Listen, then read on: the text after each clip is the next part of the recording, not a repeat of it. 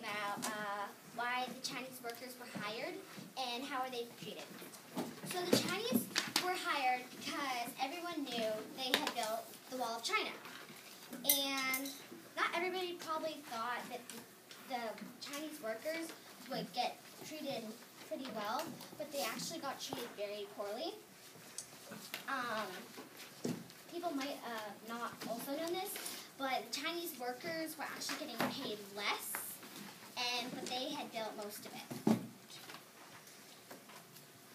So that it being poorly means that unskilled labor from China, most people didn't know it could also be somebody from India, and then it can also be spelled in basically infinite different ways, including Q-U-L-I, which doesn't make a lot of sense.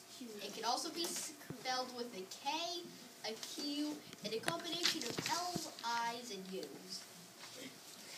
What happened to the Chinese after the railroad was built?